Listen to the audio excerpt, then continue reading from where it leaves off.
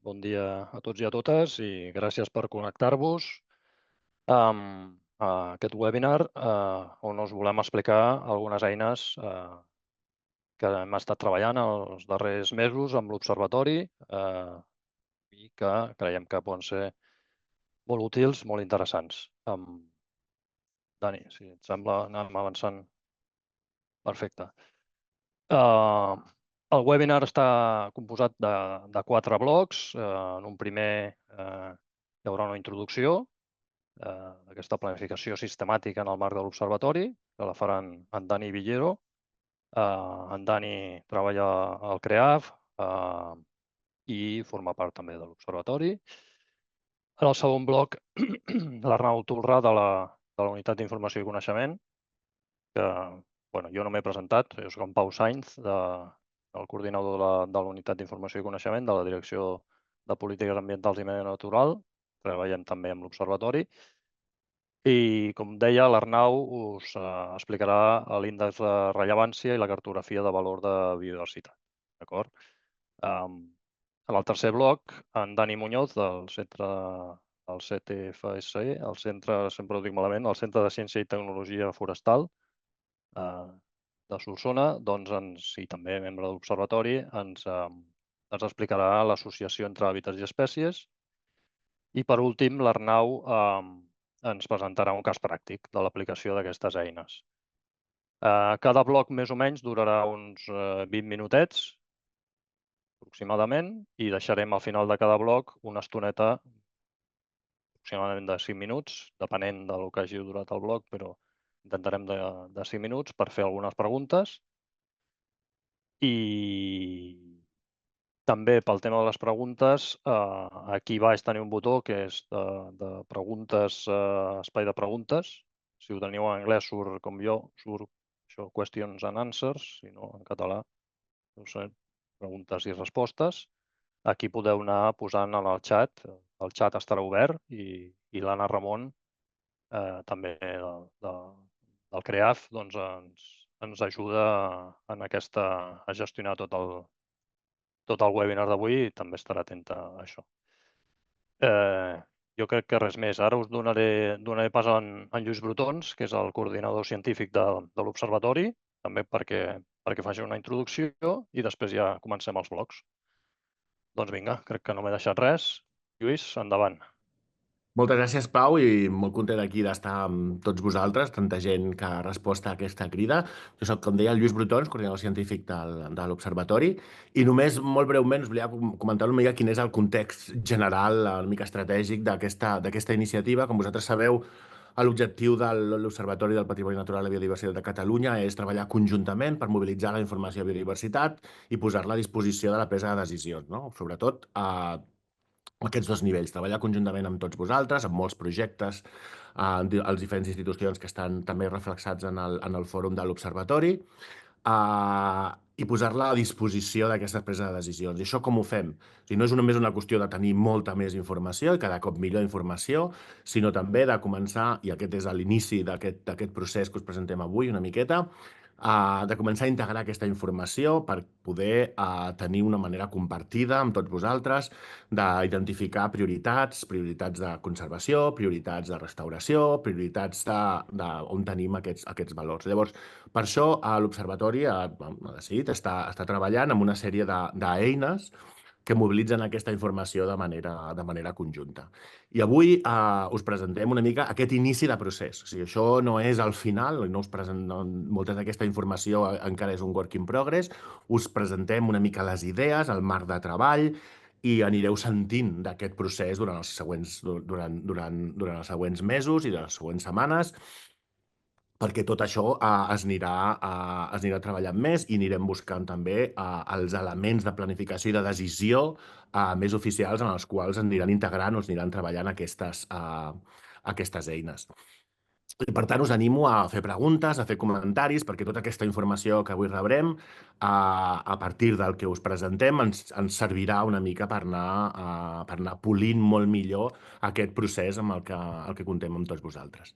Per tant, dit això, moltíssimes gràcies per estar avui aquí i us deixo amb les presentacions més tècniques, amb el Dani Viñero i la resta de l'equip. Moltes gràcies.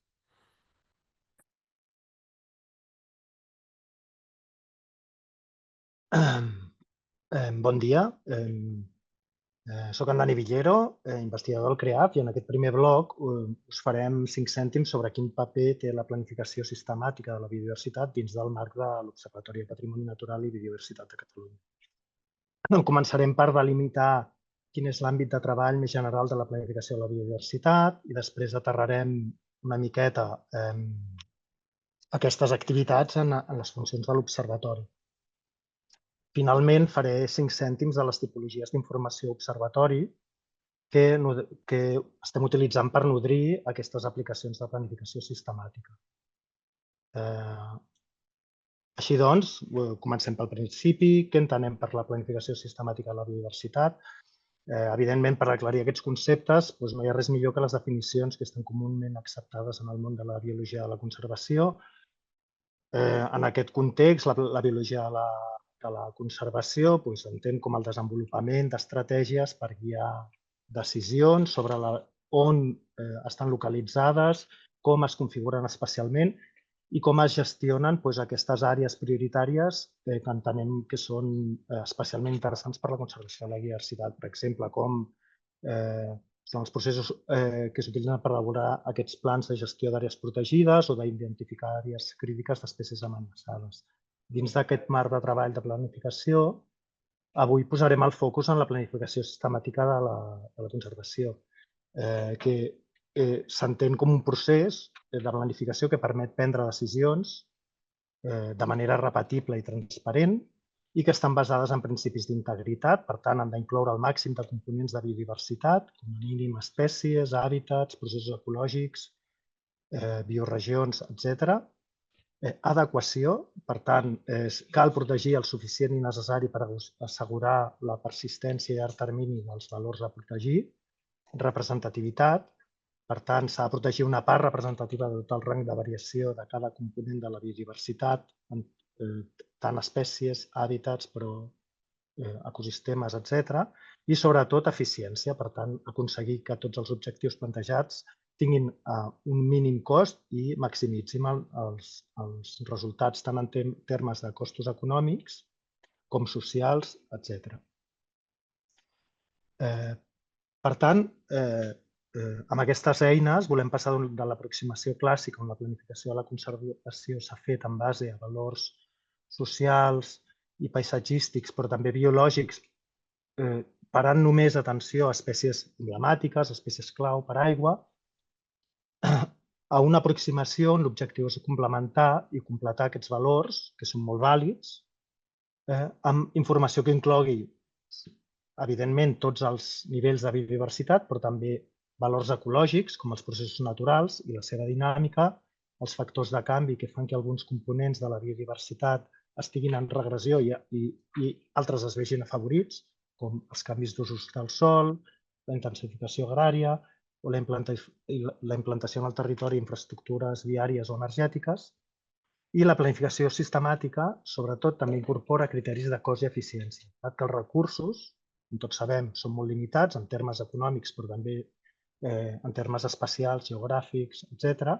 I cal buscar solucions que maximitzin els beneficis per la biodiversitat i minimitzin els costos, per exemple, promovent cremes prescrites en zones de baix valor forestal per reduir el risc d'incendi i alhora afavorir la recuperació d'espais oberts o mosaics que beneficiïn hàbitats i espècies d'espais oberts, que, com tots sabem, ara mateix estan en regressió. Però com contextualitzem la planificació sistemàtica de la biodiversitat en el marc de l'Observatori? A la web de l'Observatori està ben explicat que les activitats de l'Observatori estan estructurades al voltant de 3 funcions principals, que inclouen organitzar la informació, el que anomenem també el sistema d'observació, que bàsicament es tracta d'ordenar, endreçar tot el que són els processos de recollida de dades o d'informació i generar coneixement. La segona funció és la de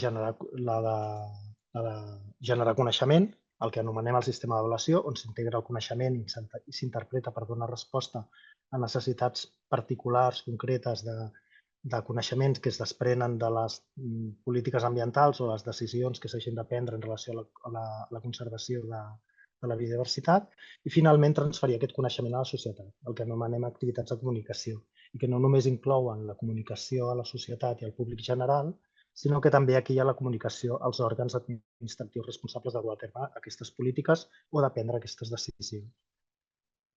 Avui posarem el focus en les activitats del sistema d'avaluació que tenen com a objectiu integrar aquest coneixement existent i interpretar-lo per informar aquestes necessitats relacionades amb les polítiques. Per exemple, definir l'estat de conservació de les espècies, etc. O bé donar resposta a demandes d'informació més concretes o més temàtiques. Per exemple, quins són els impactes de la sequera en la biodiversitat. L'any passat es va promoure des de l'Observatori d'Avaluació específica en aquest sentit. Però també, dins del sistema d'avaluació, s'inclouen les activitats de planificació de la conservació que requereixen la integració d'informació de biodiversitat per donar resposta a aquestes demandes de, per exemple, redactar plans de recuperació o de conservació d'espècies amenaçades, plans d'acció o de gestió d'hàbitats o d'espais Natura 2000, d'espècies Natura 2000. I, evidentment, també les activitats que estan relacionades amb la planificació espacial dels instruments de conservació, com per exemple la infraestructura verda o com la zonificació d'espais naturals o el disseny dels futurs plans de restauració. Les eines que explicarem avui s'emmarquen en aquest darrer conjunt d'aplicacions de planificació espacial on cal definir prioritats de conservació sobre el territori. Però en el marc de l'Observatori, qui està treballant en aquestes eines de planificació? Doncs les activitats de planificació s'estan impulsant des de l'oficina tècnica. Ja sabeu que l'Observatori és una xarxa de coneixement que engloba bona part de les institucions, si no totes les institucions, o que té l'ambició d'incloure totes les institucions que estan treballant amb activitats de coneixement i gestió de la biodiversitat. Doncs aquestes activitats de planificació s'estan impulsant des de l'oficina tècnica i concretament aquestes eines de planificació sistemàtica s'estan desenvolupant també en una col·laboració estreta amb el projecte Cartobio, tot i que és una iniciativa incipient i com a altres projectes de l'oficina tècnica està oberta a la participació de tota la xarxa de coneixement que hi ha al voltant de l'Observatori. Per tant, totes les entitats que estan incloses al fòrum i els projectes integrats a l'Observatori estan convidats o en algun moment estaran cridats a contribuir a aquestes activitats de planificació. Perdoneu. Finalment, fer una petita pinzellada sobre quina és la informació de base que nodreix aquestes eines de planificació sistemàtica de la biodiversitat. Dins del marc conceptual, per organitzar la informació de biodiversitat que utilitza l'Observatori, la informació necessària per la planificació espacial es recolza fonamentalment sobre la informació elaborada en el segon nivell. En aquest nivell segon, que inclou la informació sobre distribució el més precisa possible d'espècies i hàbitats, incloent models de distribució, per exemple, desenvolupats en el marc dels informes d'aplicació de les directives d'hàbitats d'ocell i directiva d'ocells, la cartografia d'àrees d'interès faunístic i florístic, on hi ha una cartografia molt més fina de les àrees crítiques per la conservació de les espècies incloses al catàleg, o un altre exemple és el mapa d'hàbitats, on tenim també una cartografia molt fina, molt ben delimitada sobre la distribució dels diferents hàbitats CORINE a Catalunya. Un altre conjunt de dades que és molt rellevant per les aplicacions o les eines de planificació són els factors de canvi, o sigui, les amenaces, que poden ser amenaces per a algunes espècies, però també poden ser oportunitats per a altres. I la seva cartografia pot incloure des de mapes de canvis d'usos agrícoles o canvis d'usos urbans o mapes de freqüentació humana o fins i tot les matrius, incloent també les matrius de sensibilitat de les espècies i hàbitats a aquests factors de canvi. És a dir, la relació de sensibilitat que tenen les espècies amb cadascun d'aquests factors o d'aquests drivers. La integració de tota aquesta informació de base permet desenvolupar eines de planificació que explicarem en aquest webinar i que tenen com a objectiu respondre a algunes de les preguntes clau que vol respondre la planificació espacial, com per exemple, què volem conservar? En aquest cas, l'índex de rellevància té com a objectiu definir les prioritats de conservació a nivell global del nostre territori, però també a escala d'espais naturals protegits, com Natura 2000, parcs naturals, etc. També on ho volem conservar, en aquest cas la cartografia de valor de biodiversitat té com a objectiu definir aquestes àrees prioritàries de conservació o de restauració, si cal, per diferents ambients ecosistemes, per exemple, per ambients agrícoles, forestals, etc. I finalment, com ho volem conservar? L'associació entre els nivells de biodiversitat permet definir unitats de gestió amb una perspectiva més ecosistèmica i, per tant, incloent diferents nivells de biodiversitat, per tal de garantir la integritat, la representativitat i l'eficiència de les estratègies de conservació de cada ambient i ecosistema. En principi,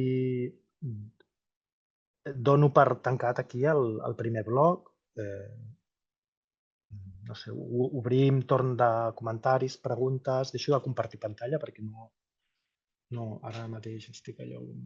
Sí, perfecte, Dani. Podem deixar, si hi ha alguna pregunta, doncs la podeu fer pel xat o, com deia abans l'Anna, us pot donar pas amb el micro directament, no?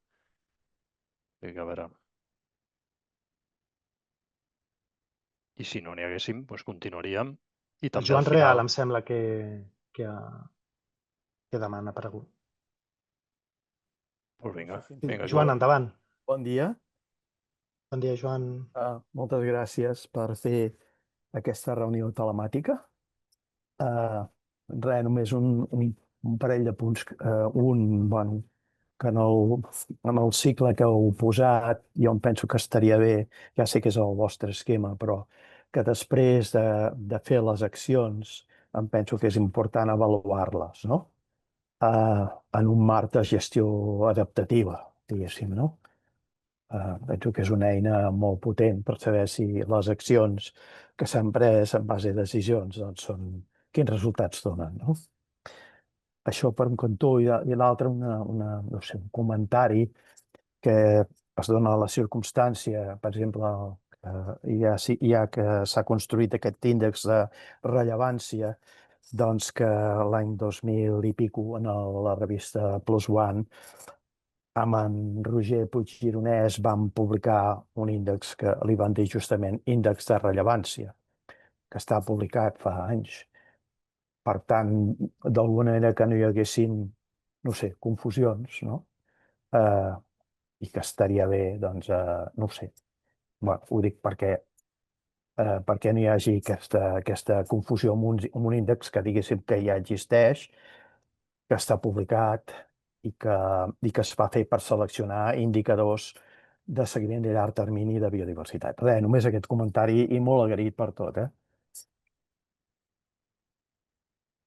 Gràcies, Joan. Aviam, el cicle o el flux de treball una mica a l'Observatori, de fet, està molt inspirat en els fluxos de treball o amb els marcs conceptuals de gestió adaptativa. El que passa que jo penso que és una visió encara més global, però, evidentment, dintre dels processos d'implementació de recomanacions, d'accions de gestió, o sigui, penso que ara mateix ningú qüestiona que no s'utilitzin models de gestió adaptativa, que no és el cas, segurament, amb totes les aplicacions que es fan de gestió de biodiversitat, però, si més no, en les noves aplicacions que estan fent, o si més no en les que estem participant nosaltres, assumim que això és innegociable, és a dir, quan ja s'implementen les mesures, evidentment s'ha de fer un seguiment i en funció dels resultats del seguiment s'han de prendre mesures correctores. O sigui que jo penso que això és una cosa que ara mateix està molt assumida, molt establerta i que ningú qüestiona.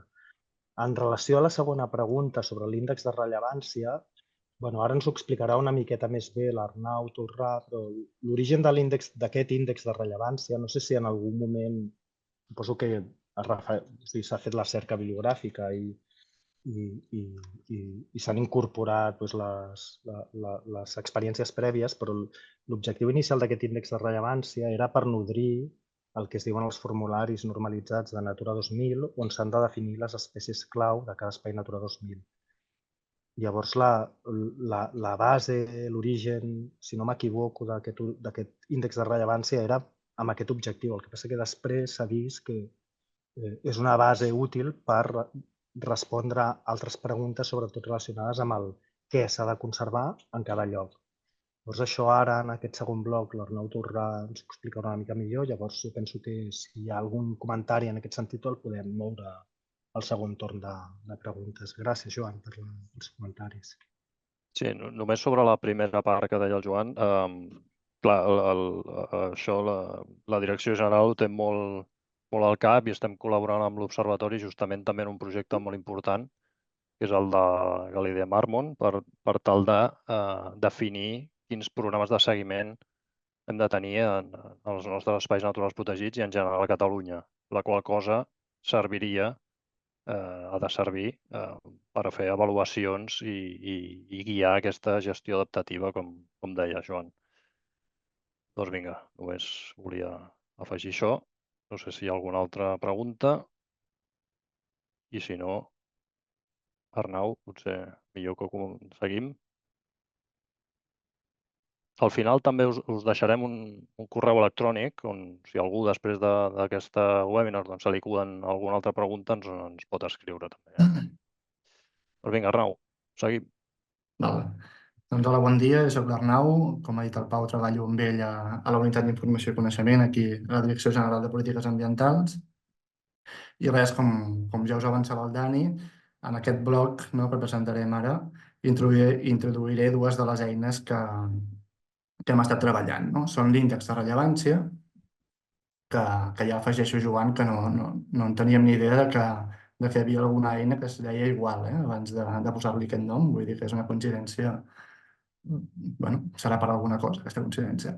Però en tot cas ja té alguns mesos de vida, alguns ja l'heu anat coneixent, ja té una mica de corda, i ja està penjat també els seus resultats a la web del departament, la seva primera versió, i també molt properament ho penjarem a la web de l'Observatori.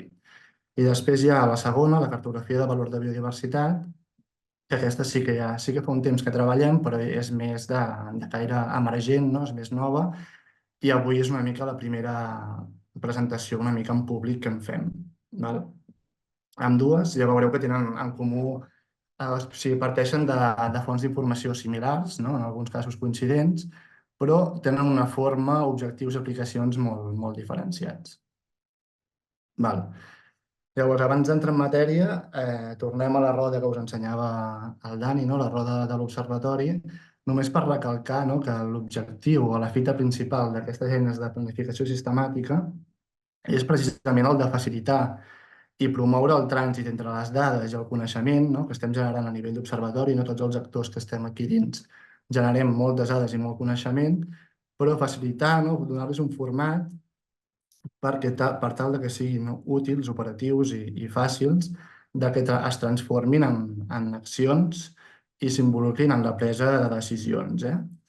Llavors, al final, les eines no són més que avaluacions de les dades amb una narrativa integrada que està orientada a això, a facilitar la seva operativitat, interpretació i aplicabilitat. L'objectiu és, doncs, bastir ponts entre les dades i l'acció de manera coherent i estandarditzada. Llavors, abans d'entrar més en matèria, només afegir que hem volgut donar, pel públic que tenim, que és un públic extens, hem volgut donar un enfoc introductori i relativament lleuger a l'explicació de les eines, que podria ser molt densa.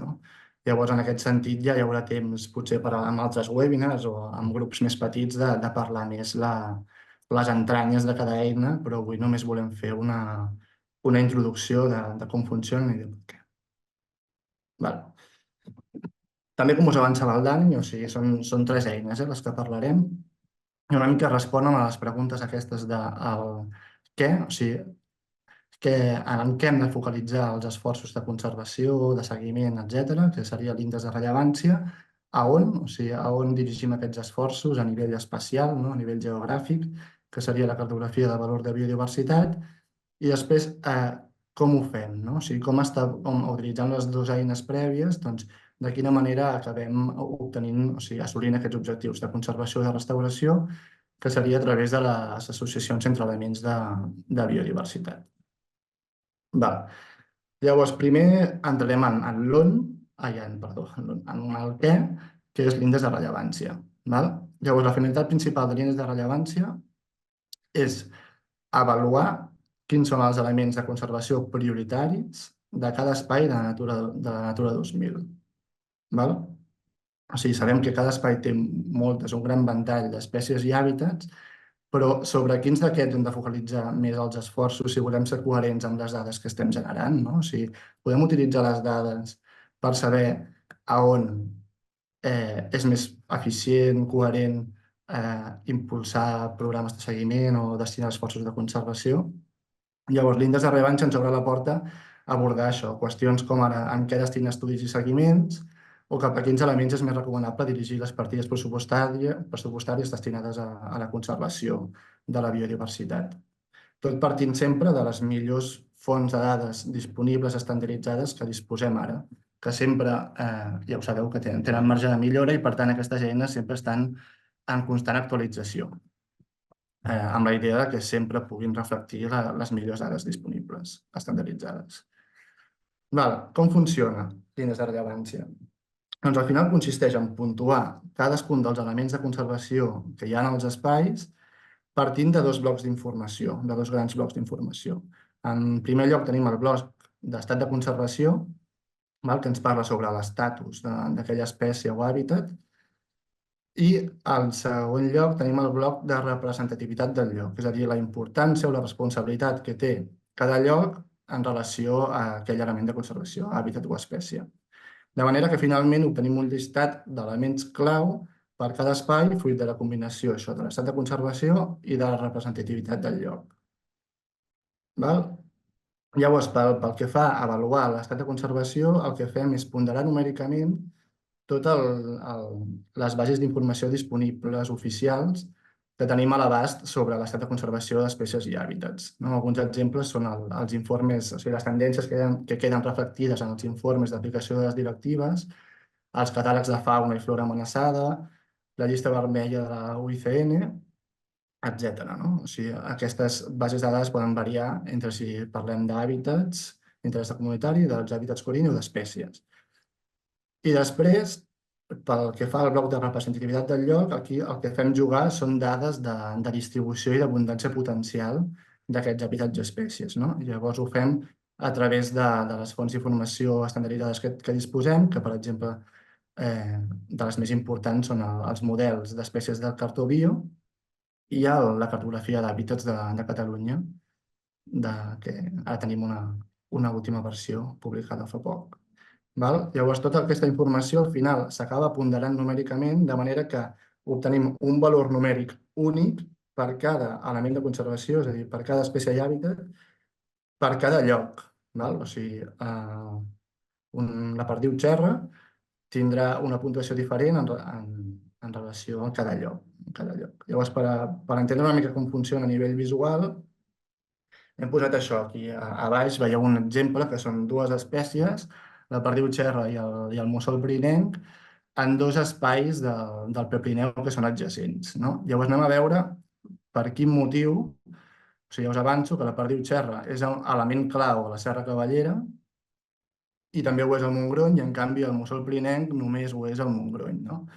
Llavors anem a veure una mica de manera simplificada com arribem fins aquí. Per una banda hi ha, com us deia, el bloc d'estat de conservació que combina les diferents fonts de dades oficials sobre l'estatus de les espècies. Llavors, aquí simplement perquè veieu que el que volem és combinar, o sigui, creiem que combinant aquestes fonts d'informació podem obtenir realment un valor que s'adeqüi més al que és l'estratègia de la planificació sistemàtica.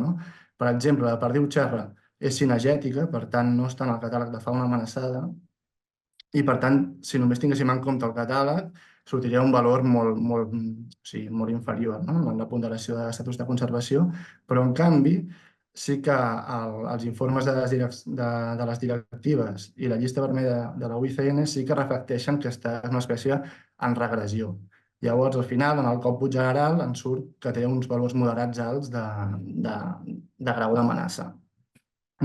I el mussol pirinenc al final acaba amb els mateixos valors, o sigui, té uns valors moderats alts de grau d'amenaça, però per camins diferents. En aquest cas sí que està al catàleg de fauna amenaçada, per tant aquí puntua bé, però en les altres puntua una mica menys, o sigui, té una regressió menys accentuada i per tant acaben tenint unes puntuacions similars en estat de conservació, però per camins diferents. L'estat de conservació és inherent a cada espècie. Llavors, aquí entra en joc el bloc de responsabilitat de cada espai.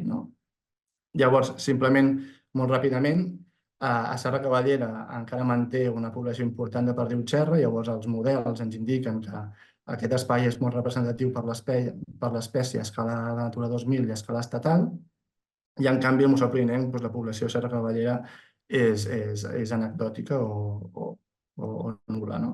Llavors tenim valors molt baixos en aquest espai, per tant, tot i estar en regressió, el Museu Pirinenc evidentment no és element clau a Serra Cavallera, però sí que ho és la perdiu xerra. I en canvi, en el Montgrony, ambdós assoleixen valors suficientment elevats de representativitat per quedar com a elements clau. Espero que s'hagi entès una mica. Després, en quins formats tenim disponible o podem visualitzar la informació de l'índex de rellevància? Doncs en dos formats molt bàsics. El principal, que és el que tenim penjat al web del departament, són llistes d'elements clau per cada espai Natura 2000. Aquí he posat l'exemple de plans de Sió. Llavors, agafem les espècies més puntuades en cada espai i les determinem com a elements clau. En aquest cas, les espècies, els hàbitats Corine, que també estan aquí a l'exemple, i també tenim els hàbitats d'interès comunitari. Això ho podeu consultar molt fàcilment a la web del departament, només que poseu elements clau Natura 2000 ja us dirigeix cap allà. I després una altra manera de veure-ho és a nivell cartogràfic, on són més prioritàries les espècies. Si agafem l'exemple del Museu Pirinenc, per exemple, doncs veiem que les zones més acolorides, amb més intensitat de color, seria on l'espècie és més clau o més prioritària a nivell dels espais de Natura 2000. Això fins aquí l'índex de rellevància, que parlàvem del què, o sigui, en què hem de destinar els esforços de conservació, i ara entrarem ja en l'on, en la cartografia de valor de biodiversitat. Però abans de veure l'eina en si, crec que està bé contextualitzar una mica els fonaments i motivacions de fer aquesta cartografia i de la planificació sistemàtica, o sigui, de les eines en concret que estem fent de planificació sistemàtica en general, per tal d'ajudar-nos a entendre per què estem fent tot això. Llavors, és una sèrie, n'hi ha més, però una sèrie de titulars perquè es pugui una mica entendre. Fins ara, a nivell d'administració, hem tingut un focus molt... Hem tendit a posar les espècies i els hàbitats al centre de la presa de decisions, com a unitats independents, amb un enfoc molt taxonòmic.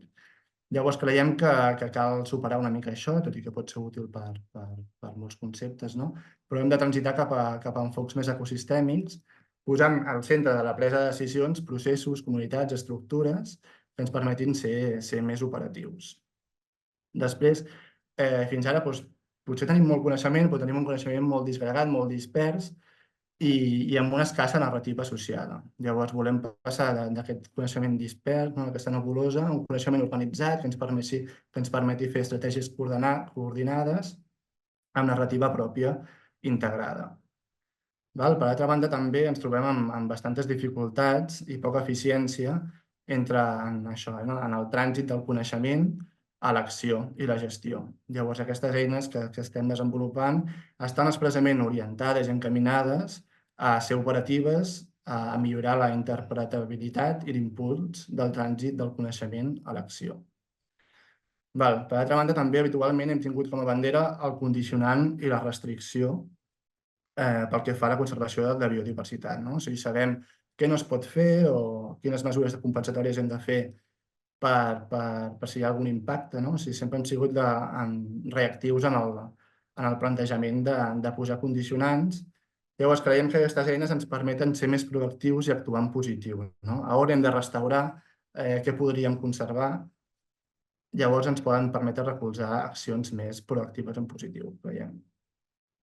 Llavors, també aquesta necessitat de passar de criteris fluctuants, més de cada casa, de cada espai, a uns criteris objectius i oficials que ens permetin tenir una planificació espacial sòlida i sistemàtica per tot Catalunya. I després també superar aquestes dificultats que hem tingut fins ara a l'hora d'establir ponts i sinergies amb altres actors, amb altres departaments, amb altres equips, de manera que ens puguem recolzar amb eines estandarditzades oficials per això, generar, per exemple, sinergies entre, ja veureu en l'exemple, entre bombers i la direcció general a l'hora de restaurar espais oberts per biodiversitat. Doncs gràcies a aquesta cartografia podem materialitzar aquests temes que abans quedaven en una intenció però no sabíem com fer-ho operatiu.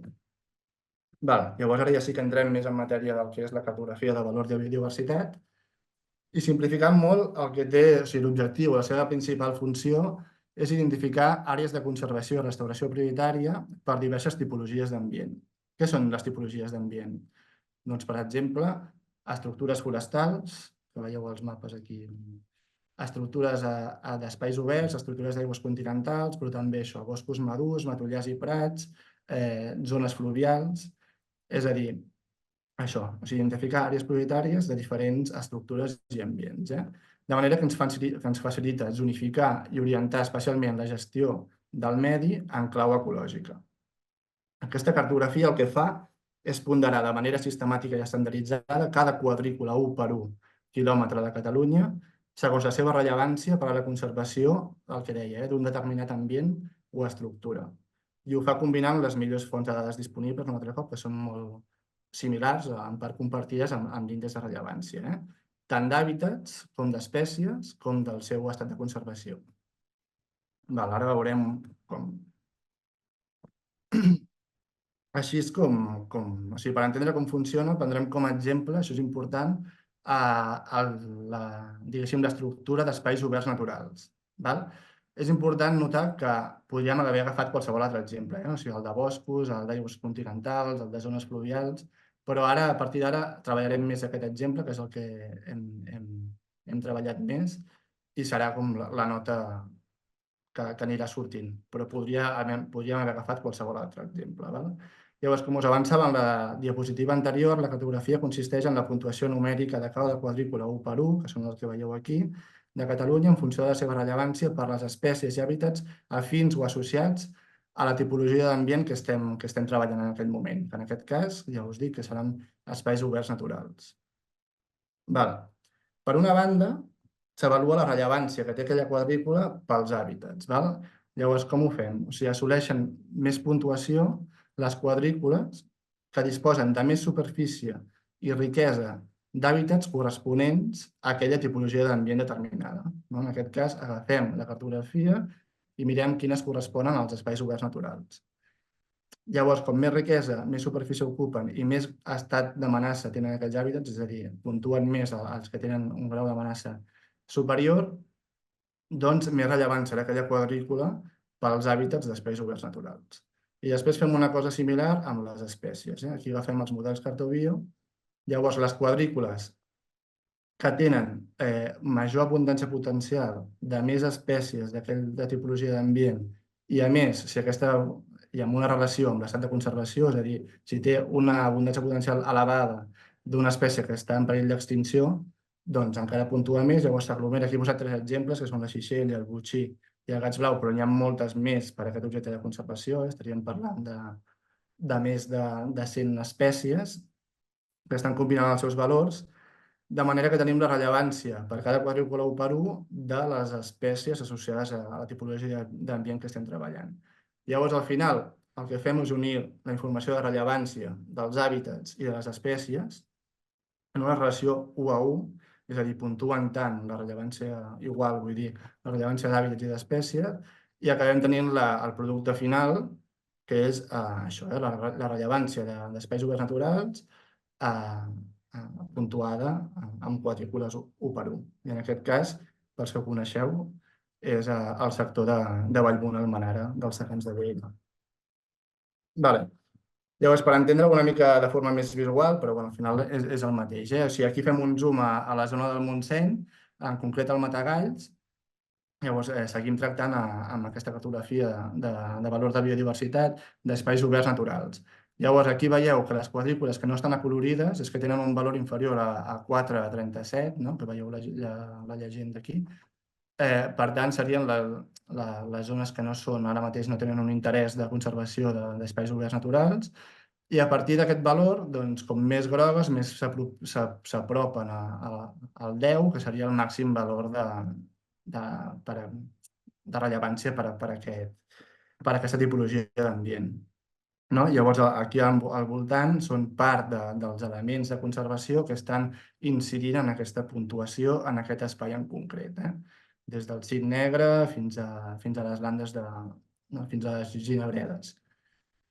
Llavors, perquè ho veieu així molt gràfic, si fem zoom a la quadrícula que té més puntuació de rellevància per a aquesta tipologia d'ambient en aquest àmbit en concret, doncs aquesta és l'estructura d'hàbitat que trobem, no? Llavors ja veiem que realment és favorable en menor o major mesura per tots els elements aquests que hem posat aquí com a exemple dels elements que estan influint en aquesta puntuació. Llavors, de manera ràpida, perquè veieu un altre exemple, o sigui, estem a la mateixa estructura, espais oberts naturals, però ens anem a una zona limítrofa amb el Parc de Sant Llorenç del Munt. Llavors ja veiem que els actors són molt diferents. En aquest cas són elements molt més mediterranis, però que estan associats a la mateixa estructura, espais oberts naturals. I llavors, el mateix, o sigui, les quadrícules que no estan acolorides són les que tenen menor valor, o sigui, no serien àrees prioritàries de conservació d'espais oberts, llavors, com més grogues, més prioritària seria, o sigui, més valor s'integra, o sigui, podem calcular a través de la cartografia de valor de biodiversitat. Llavors, si fem el zoom en la zona que, en aquest cas, en aquest àmbit que parlàvem, està millor puntuada, doncs aquesta és l'estructura. O sigui, just coincideix amb la zona que es va cremar a l'incendi del 2003 i tot i que ara ja està sotmesa a una forestació en processos de successió ja molt avançats que realment s'està perdent tot aquest aglomerat d'espècies pròpies d'espais oberts, doncs algunes zones encara mantenen suficientment qualitat de l'hàbitat en aquest sentit per mantenir-los. I, de fet, aquest zoom ens coincideix amb un dels darrers territoris del botxí en tot el massís. Per tant, bueno, sembla que funciona. Ara anem a veure així molt fàcilment, o sigui, molt simplificadament, una de les aplicacions més bàsiques de la cartografia de valors de biodiversitat, que és la identificació d'àrees prioritàries per a la conservació que comentàvem. Llavors, en aquest cas, agafem, establint llindars, de la mateixa manera que hem anat veient fins ara, les zones de conservació prioritària del còmput d'espais oberts, que estan marcades en groc, o sigui, són les quadrícules grogues, i després les zones de conservació prioritària del còmput d'estructures forestals, que són les que estan marcades en blau. Llavors, en aquest sentit, és interessant, o sigui, al final això és establir llindars diferents a diferents escales. Llavors, és interessant veure la flexibilitat d'escala que té aquesta eina. Si ho mirem a escala catalana, doncs podem identificar, tot i que sí que hi ha, per exemple, quadrícules prioritàries d'espais oberts una mica repartides per tot el país, sí que veiem una concentració esperable en tres grans grups, que són les zones dels secans de Lleida, de caràcter pseudoestèpic, després les zones subalpines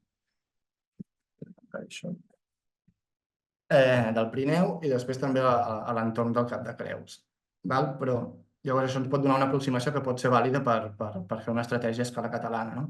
Però després, normalment, el que ens interessa és fer una gestió aplicada a espais, que no tenen per què ser espais Natura 2000, com són aquests exemples, sinó que poden ser unitats territorials les que siguin. O sigui, podem baixar d'escala aquests llindars d'àrees prioritàries al marc geogràfic que desitgem.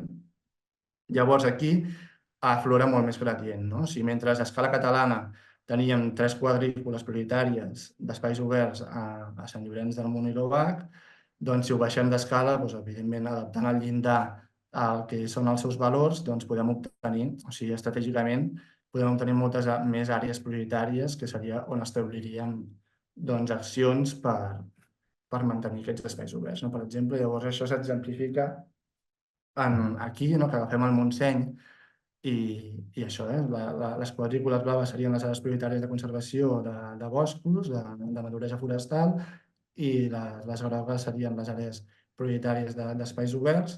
Llavors aquí podíem dirigir una mica, recolzant-nos amb dades oficials i objectives, les actuacions que podríem fer. Per exemple, si volguéssim fer una sinergia amb bombers per fer grans cremes prescrites, doncs ho podríem enfocar al sector del Pla de la Calma, no? Penso com a àrea prioritària de conservació d'espais oberts. Aquí també podríem fer un pagament per serveis ecosistèmics al ramader d'Ubi, que encara queda.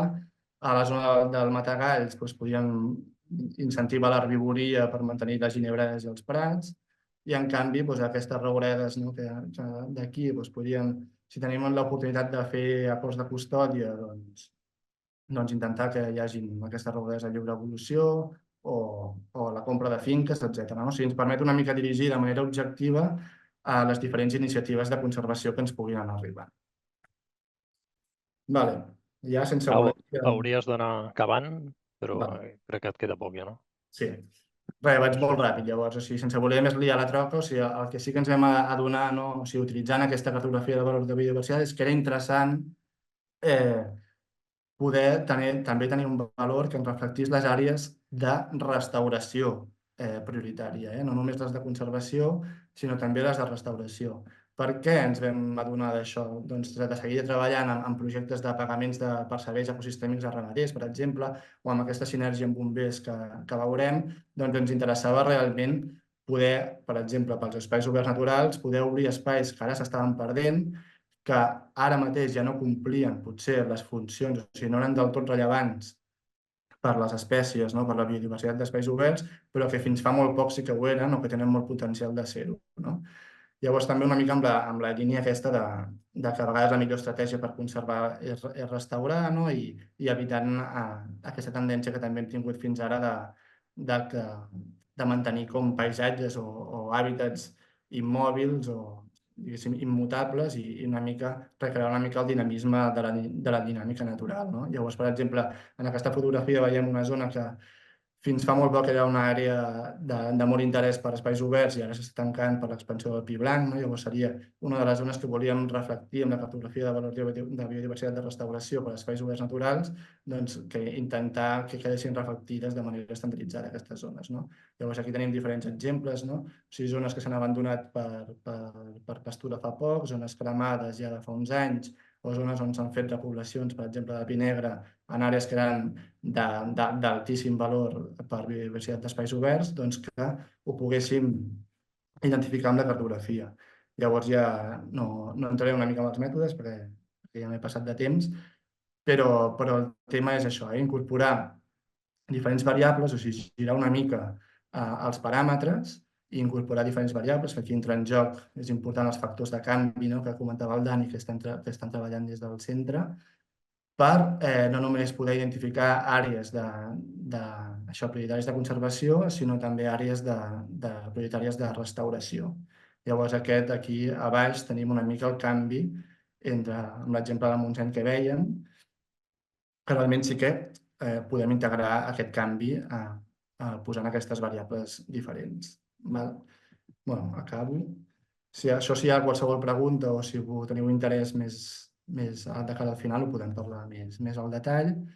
Llavors ja per fer una mica de pont al següent bloc ja haureu anat veient que l'estructura d'hàbitat, aquesta tipologia d'ambient és clau, ja per la cartografia de valor de biodiversitat, però també creiem que és clau com a eix central en la presa de decisions i en l'avaluació i la gestió de biodiversitat, ja que ens permeten establir ponts entre les associacions entre espècies, processos i hàbitats i entre el coneixement i l'acció o gestió. Són molt sensibles a canvis antròpics i naturals i són molt operatives de cara a orientar la gestió des d'un enfoc ecosistèmic. I és per aquest motiu això, que les estem posant una mica al centre d'aquestes eines. I fins aquí. Vale, doncs, si volem obrir 5 minutets de torn de preguntes. N'hi ha algunes que han quedat al xat. Si voleu començo jo, però no sé. Aquí hi ha la Berta Caballero. Sí, és veritat, ja. La Magda Pla ha aixecat la mà, Pau, li ha donat Magda Pla, després el Xavi Puig. Què fem? Fem primer les del xat, després la gent que intervingui? Jo he posat aquí la Magda perquè pugui intervenir ella i així... Vale, doncs vinga, Magda, endavant. T'has de silenciar, per això.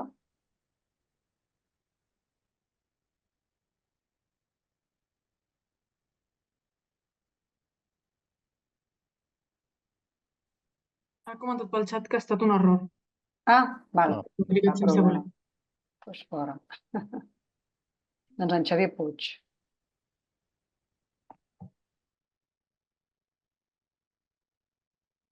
Endavant, Xavier. Manel, bon dia. Bon dia, se't sent. Vale, perfecte, és que estic al cotxe. Només és una pregunta i una petita reflexió. Perquè no és una crítica ni molt menys a tot això que esteu presentant, que moltes gràcies pel nivell de detall i per exposar-nos-ho també avui. Vaig pescant com puc perquè estic així mirant la carretera també. En quant a la planificació que resulta d'això que explica molt bé ara Arnau, el dubte que tinc és com heu concebut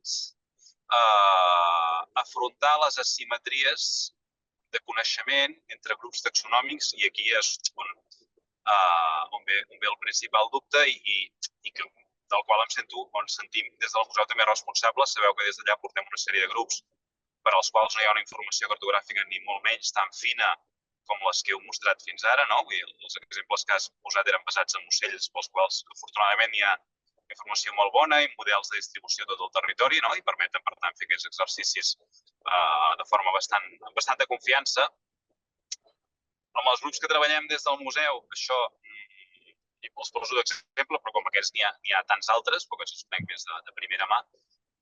No sé quan arribarem, si és que hi arribarem en aquest estatus, n'hauríem de dir així quasi, de coneixement, que és un privilegi tenir aquesta informació d'ocells, no? O sigui, de ratpenats, petits mamífers, etc. Doncs podem trigar molt temps a tenir això, tenim molts problemes per fer modelitzacions bones en el territori, ens falta molta base.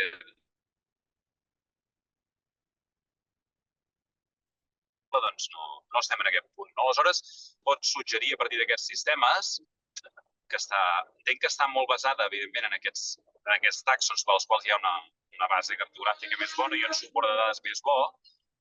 Aleshores, la pregunta és, es confia més quan es suggereix des d'aquí o es planteja suggerir mesures de gestió, es confia més en un efecte paraigua de dir, bueno, tenim una sèrie d'espècies ben cobertes, confiem que la gestió que fem dels hàbitats serà en benefici de tota la resta també de tàxons dels quals tenim responsabilitat de conservació, però no tenim ni de lluny el mateix coneixement, o hi ha alguna manera, diguéssim, dintre del sistema que ponderi aquesta asimetria de coneixement i que, per tant, tingui en compte també els altres tàxons, a banda d'aus i papallones i alguns que tenim més ben coneguts. No sé si m'he expressat bé, però bueno, aquest era el dubte.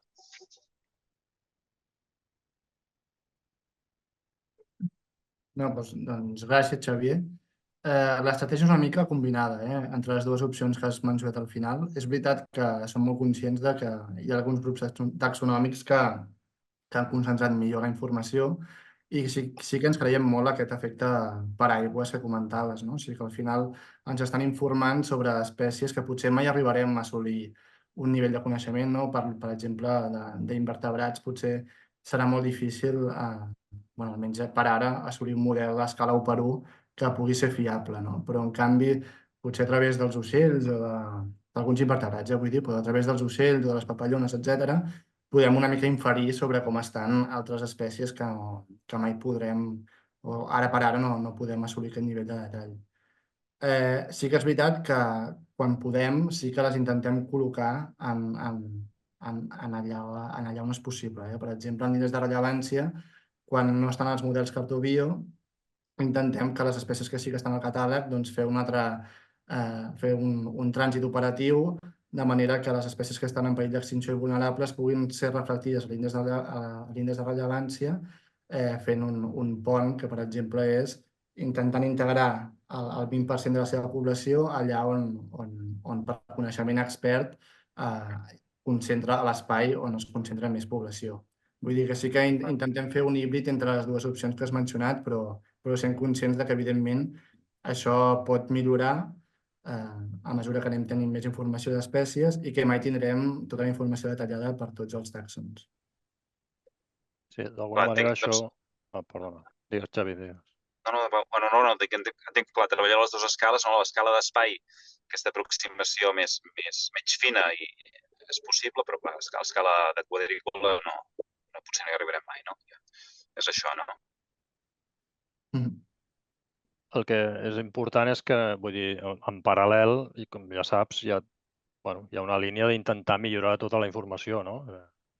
I és veritat que des de fa molts anys amb ocells anaven molt avançats i amb d'altres grups no, i el tema és avançar en aquests que no estan tan ben representats, que una mica el que també apuntava la Berta Caballero al xat, ja una mica ja ha respost l'Arnau, i amb d'altres grups, no? Però, bueno, amb vosaltres, amb el Museu de Granollers, per exemple, estem aconseguint, l'esforç de tots plegats, però el vostre principalment, doncs avançar des de fa uns anys en el coneixement de grups de mamífers molt important, doncs això s'hauria de fer també en tots els que no estan ben representats.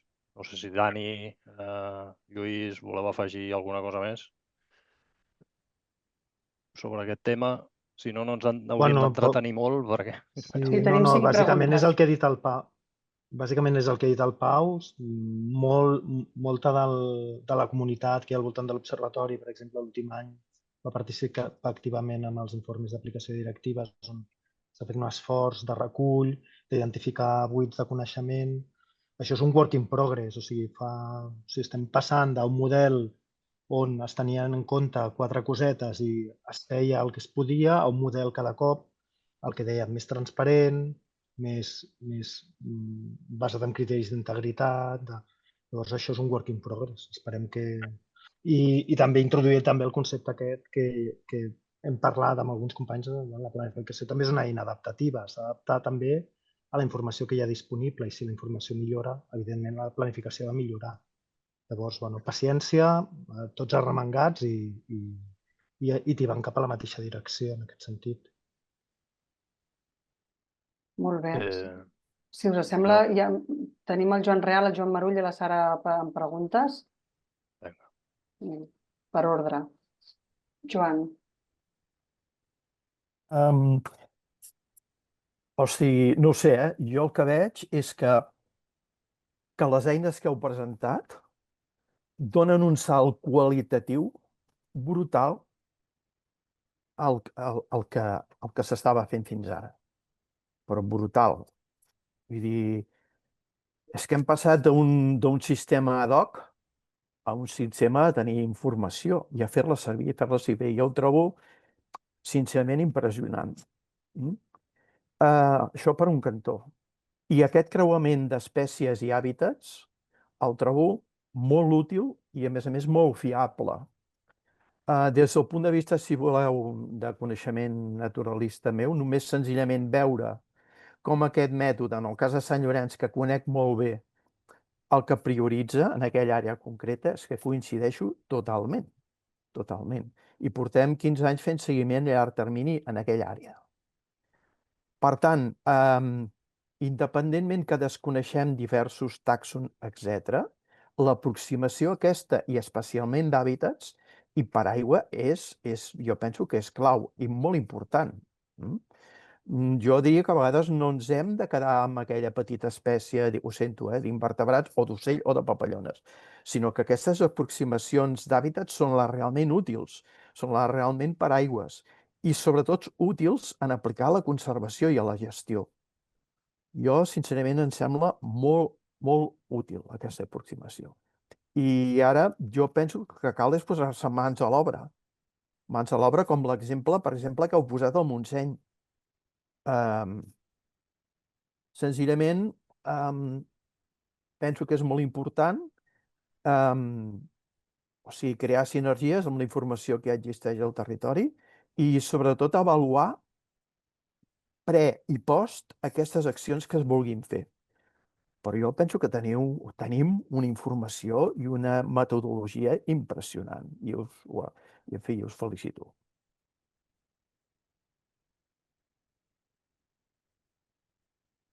Gràcies, Joan. Gràcies, Joan. Dono pas a la Sara i a la Sara. Que no... Hola, bones. Jo volia saber això ja ho hem parlat, Pau. O sigui, entenc que aquesta cartografia la preparareu vosaltres amb la informació que disposeu. Ho he entès bé, amb els criteris que heu presentat, Sí, ho he entès bé. Aleshores, tota la informació que tenim i que no teniu, que és un tema que ja fa temps que parlem, això com ho... o com haurà de ser informació generada d'una manera determinada, no val el que hem construït fins ara, el que tenim fins ara de, jo què sé, cartografia de presència o... Sí. Bueno, no, home, no vol dir... Tot el que s'ha treballat fins ara està darrere d'això, no? Moltes coses. El que passa que això és intentar fer una passa més enllà i construir a partir d'aquí. És veritat que la cartografia us l'expliquem avui, però això és... encara s'hi està treballant. Per tant, una mica era també veure, ja ho entenc, Pau, el això. vostre feedback i veure possibles millores que es poden fer encara. Però jo em pregunto, la cartografia que nosaltres tenim, que encara no us hem passat perquè s'havia d'establir com un mecanisme o un protocol, perquè no som parc. Això com ho articulem, Pau? No, això ja ens ho podeu passar, tot ja... Bueno, cal que ho parlem aquí, no obert, però... Vale, no. Però, no, això sí que... Però, com et deia, la informació de base sobre una espècie, un hàbitat, el que sigui, és superinteressant. Això no vol dir trenquem-ho tot i ara... Però aquesta informació concreta està darrere d'aquest sistema. Vale, doncs us passem el que tenim, nosaltres, el que hem construït a escala més detallada. Vale, ja ho farem. I després una altra pregunta. Tot el que és, perdoneu, és que he convertit en despatx, tot el que és planificació, per exemple, nosaltres tenim el pla d'impuls de la ramaderia extensiva vinculat a hàbitats potencials d'espais oberts, que entenc que això aniria en la línia del que ha dit l'Arnau de restauració. Tot això com ho podem integrar, això? O no és el moment ara? Poder no és el moment ara, Sí, bueno, jo crec que són casos que es poden començar a estudiar. És a dir, nosaltres, si vols, podem compartir la cartografia i vosaltres hi mirem de veure com funciona tot això. Una mica el que explicava en Lluís al principi, que ara és el moment de fer jugar, d'intentar fer jugar aquestes noves eines, però no vol dir que el que hagueu fet estigui malament per força. No. Pot ajudar a veure, ostres, no. No, jo crec que el que hem fet està bé, perquè ho ha fet en Joan Real, altres coses les ha fet a Galantus, vull dir, o al Museu de Granollers, vull dir, el que hem fet està bé. La qüestió és com ho integrem, que ens digueu indicacions de qui li hem d'enviar i com ho articulem, ja està, bàsicament. Parlem, sí. Potser hauríem de tirar endavant perquè no hem acabat, encara queda el David que ens expliqui coses i després l'Arnau que explicarà un exemple d'una aplicació a la que ja s'està treballant i potser també això clarifica. El que no sé, Anna, si hi ha alguna pregunta por ahí que jo ja m'he perdut. Les preguntes per al xat de preguntes i respostes, que és el botó que teniu disponible a la barra negra, es van responent, o sigui, les responen els mateixos investigadors i les podeu canalitzar cap allà. I ara hi ha mans aixecades, però com tu dius, intentem avançar i si de cas les que pugueu passeu-les a preguntes i respostes i us contestaran i si no, ja al final les fem les que quedin, que ja sabrem el temps que tenim. Doncs vinga, David, endavant. Hola, bon dia. Em sentiu i veieu la pantalla? Perfecte. Sí, correcte. Jo sóc el David Muñoz, treballo al Centre de Ciència i Tecnologia Forestal de Catalunya com a tècnic i ara us explicaré el tercer bloc de la presentació d'avui, que tracta sobre l'associació entre diferents nivells de biodiversitat. Aleshores, dividiré aquest gran bloc en un primer bloc amb el mateix nom i el dividirem en les estructures i els avantatges de treballar amb estructures i després seguirem un cas d'un exemple pràctic perquè pugueu entendre una mica com funcionem. Hi haurà un segon bloc, que és una aplicació del primer bloc, de l'associació entre nivells de biodiversitat, que és la pròpia associació d'espècies i hàbitats, que sembla que ha interessat bastant ara també aquí les preguntes i per tant ja anirà bé. I ho dividirem, us explicarem una mica ràpidament la metodologia sense entrar en massa detall i també us explicarem els resultats d'aquesta eina. Aleshores, espera, a veure si es passa la diapositiva. Sí. Aleshores, l'associació entre nivells de biodiversitat és necessària per passar de l'enfoc clàssic, de l'enfoc taxonòmic, en què si volem millorar l'estat de conservació d'una espècie, el que farem serà anar als hàbitats on habita a través del criteri expert i aleshores millorar l'estat de conservació d'aquests hàbitats, i intentem passar, tal com s'ha dit al llarg de la presentació, seguint la mateixa línia, a l'enfoc ecosistèmic. En aquest cas, tenim en compte 4 nivells de biodiversitat, que serien les espècies, els hàbitats, els processos i les estructures, que en aquest cas actuen com a eix vertebrador que connecta tots aquests nivells de biodiversitat. Aleshores, les estructures són àrees amb característiques similars que actuen com a unitats de gestió per si mateixes, ja que hi podem prendre mesures fàcilment i, a més, responen als requeriments ecològics dels grups d'espècies, perquè són fàcilment associables a aquestes. És a dir, és fàcil d'associar, per exemple, les espècies amb els hàbitats. Aleshores, partim de 14 estructures que es divideixen en 3 grans ambients, 6 són d'aigües continentals, 3 són d'espais oberts i 5 són estructures forestals.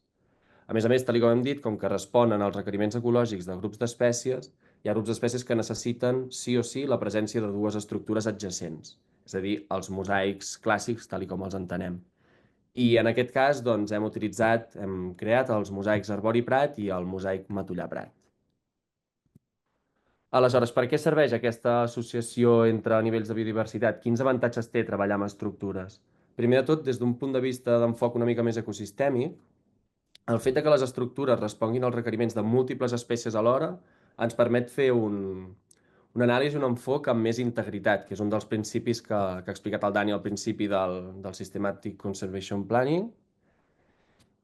A més, com que les estructures són fàcilment associables a espècies, podem ser més objectius a l'hora d'associar les espècies a on viuen.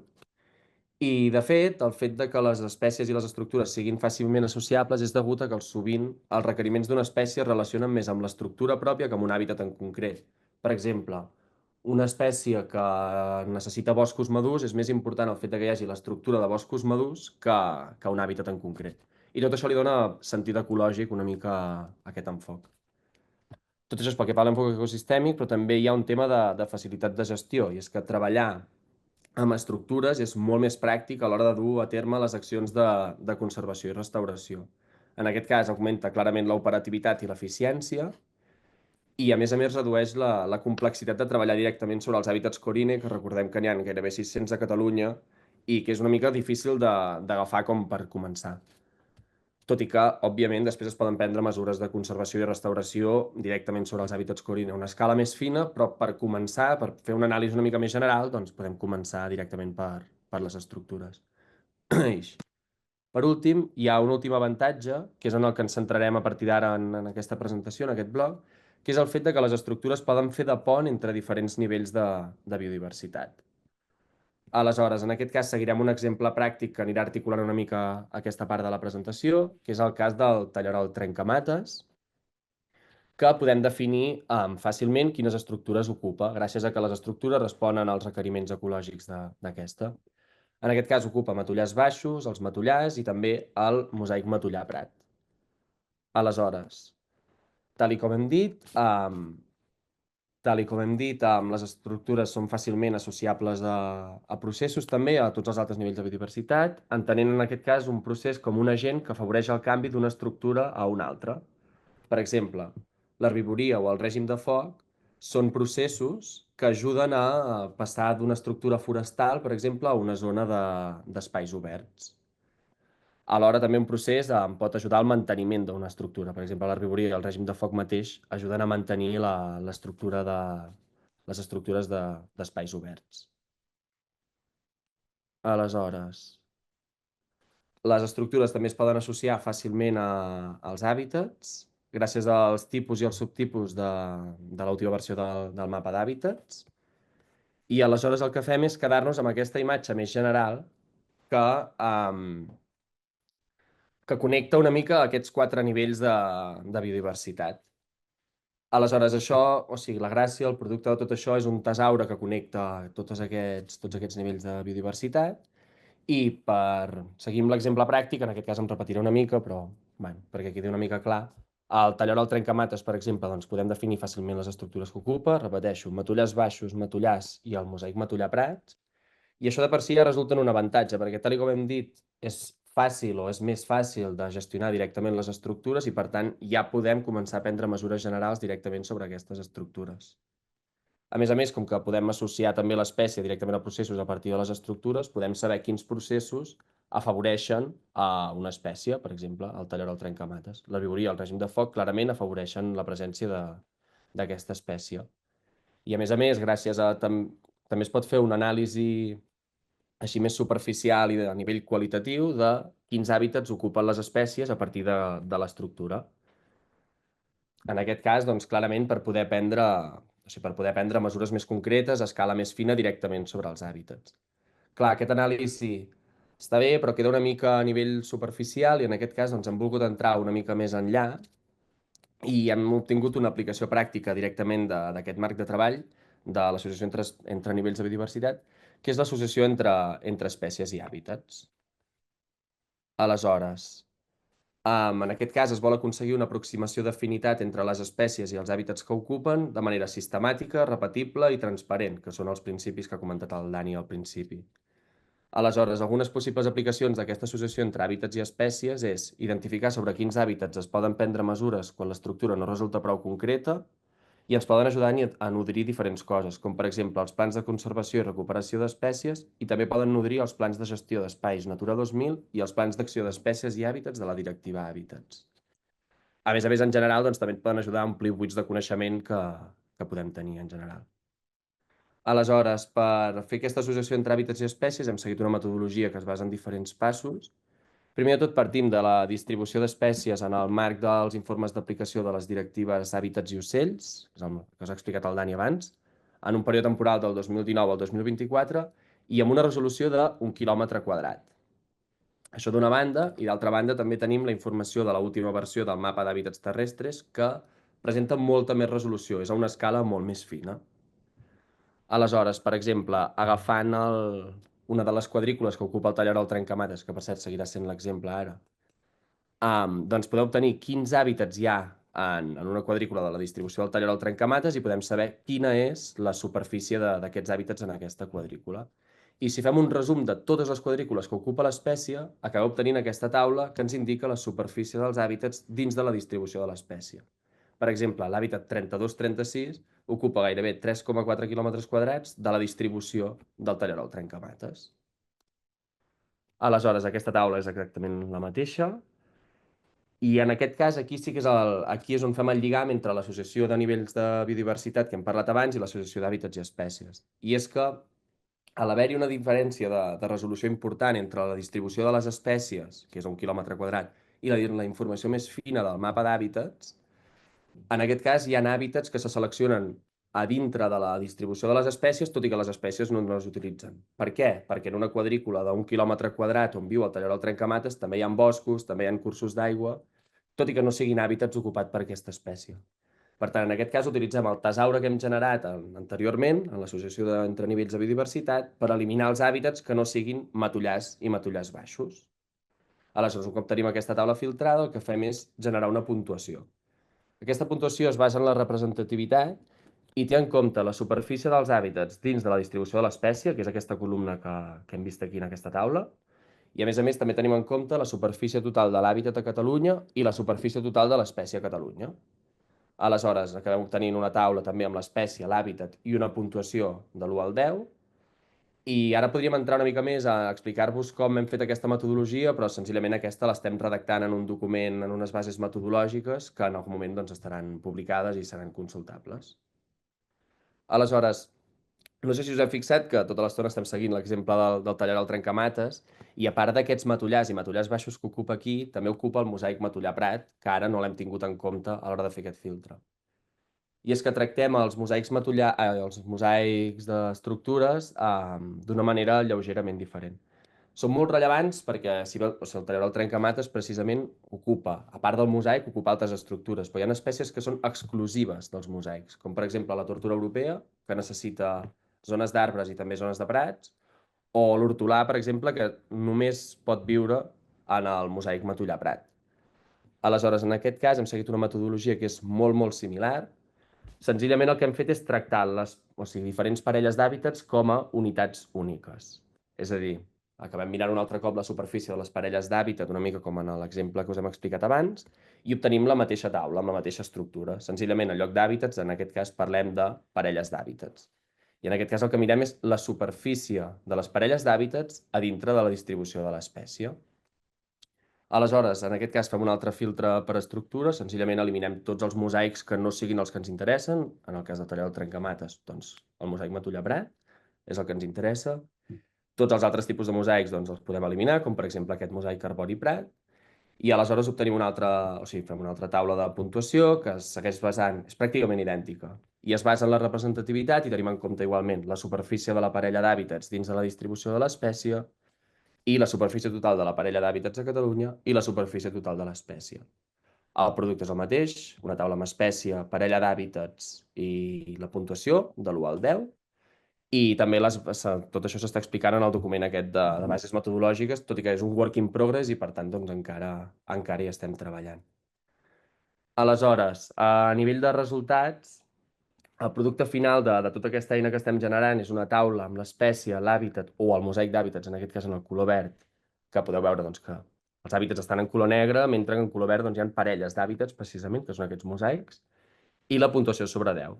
I, per exemple, podem veure que el tallarol trencamates presenta una afinitat de 10 amb aquestes brolles baixes, el gallfer presenta una afinitat de 10 amb aquestes abatoses acidòfiles, o la tórtora europea presenta una afinitat de 9 amb 25 amb aquest mosaic, precisament, arbori prat, de roure i de prats. Aleshores, ara estem encantats també de resoldre, farem un altre torn de preguntes curt, estarem encantats de resoldre dubtes que hagin pogut sortir, i després ja vindrà l'Arnau a explicar-vos un exemple pràctic on es connecten una mica totes aquestes eines i s'integren totes juntes. I moltes gràcies. Perfecte. Doncs, com deia el David, preguntes? Tenen aixecada la mà el Xavi Puig i la Sara un altre cop, que no sé si és d'abans o no. Donaré la paraula al Guifré. Vale, no, era que no. D'acord, doncs ara tenim el Guifré i el Joan Marull. Li dono al Joan Marull, que la tenia d'abans encara aixecada.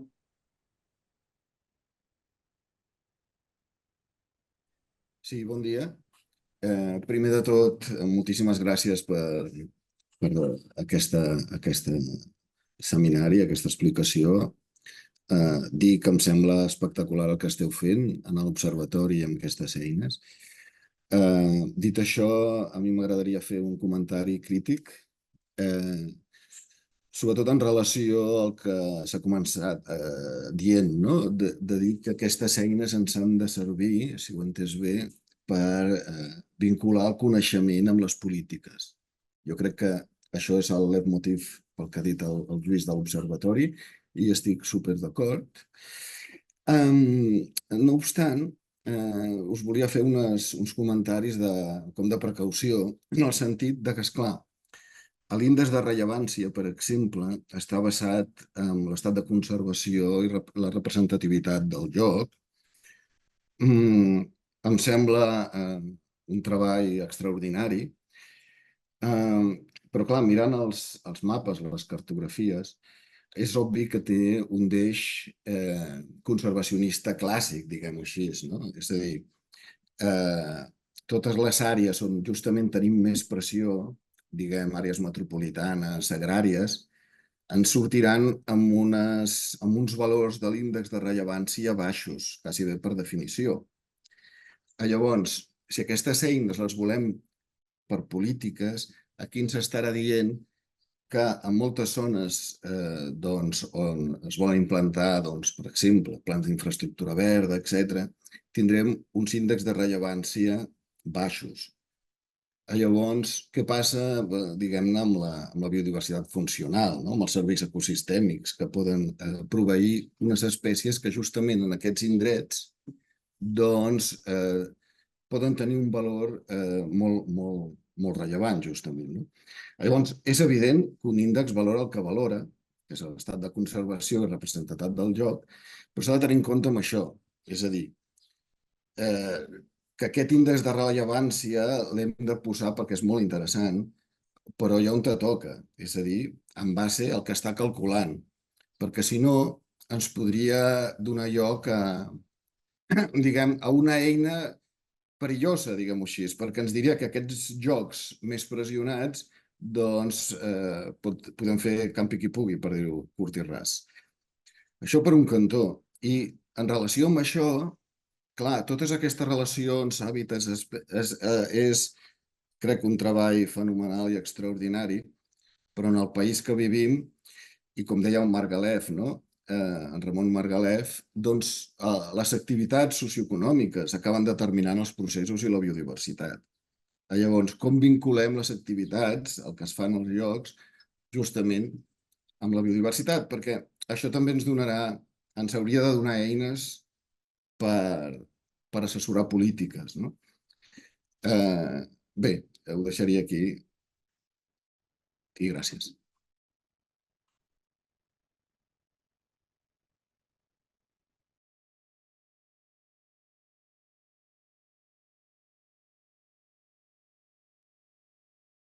Molt bé, si algú vol fer algun comentari de panelistes. Bé, jo només afegir que, moltes gràcies. Jo estic molt d'acord amb el que diu Joan i, de fet, una mica potser no ha quedat ben reflectit, però la idea de donar-li aquest gir i fer una cartografia de valors de biodiversitat amb enfoc de restauració és precisament per abordar aquests temes, per no quedar-nos precisament amb allò que està funcionant, no? O sigui, dirigir tots els esforços amb allò que ja ara mateix ja més o menys ja funciona, sinó que tenim molt la idea a nivell de grup d'abordar temes de restauració i termes amb enfocs més ecosistèmics i de connectivitat. I, per tant, ens ho prenem com a repte propi. I ara això. Sí, jo crec que no... Clar, amb el temps que tenim, crec que potser no ho ha explicat, que estem treballant en una versió que sigui més útil per a la restauració, no? El que passa que això encara està més verd que el que m'ha explicat avui i, per tant, crec que hi haurà el seu moment, però, com diu l'Arnau, jo crec que encaixaria més, Joan, amb això que dius tu, perquè, evidentment, aquests espais més pressionats i més... no diré res. Vull dir, tenim clar que no s'han de deixar enrere, que també són importants pel funcionament de tot l'ecosistema. No sé si algú vol afegir alguna cosa més. Queda una pregunta del Guifré. Vale.